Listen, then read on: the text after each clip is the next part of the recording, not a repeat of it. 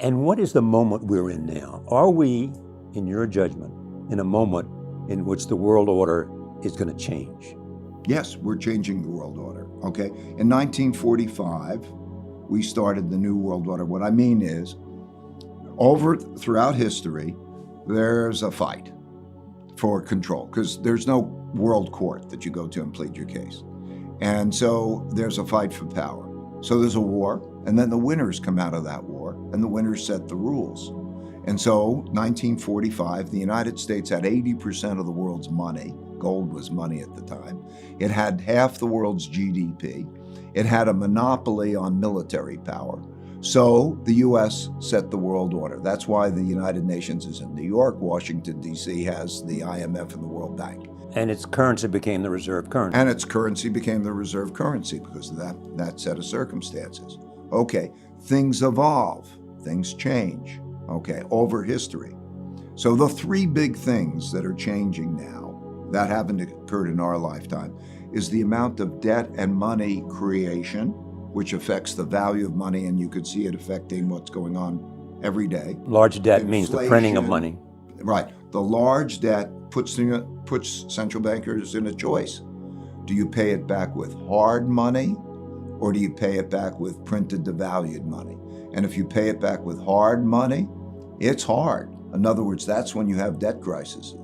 So in all cases, they eventually print money, and that produces inflation, right? So that dynamics, the first... And that's the place we are at this moment. That's the place we are at this moment. Okay.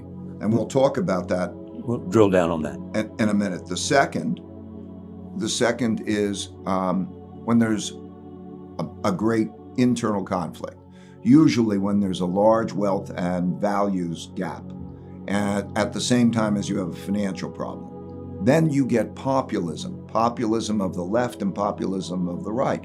In other words, those who feel disenfranchised want people who are going to fight for them. They don't want compromisers.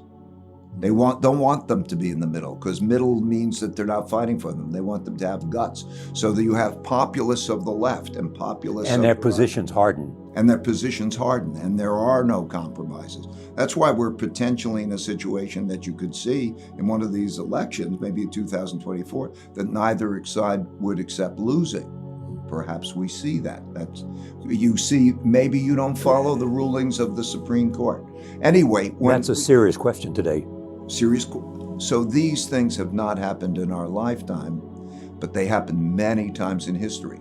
So if you look at that, you see from those patterns why the gaps become greater and the positions harden, and you see the dynamic. So that's the second.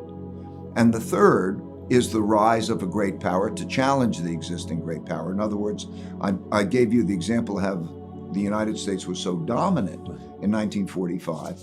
Now it's not as dominant. It is not dominant. In other words, China and the opposition is as strong as the United States and its allies. And so we have a conflict. And there are 5 kinds of wars. And they start in this order, just sequentially, typically. A trade war, a technology war, a geopolitical influence war. Then you get into a capital and economic warfare, which we are now with sanctions. They always happened in history. And then there's a military war. And so you could see that progression happen through time. And that creates a template. So I like to look at the template and then plot dots to see how we're transpiring relative to that template.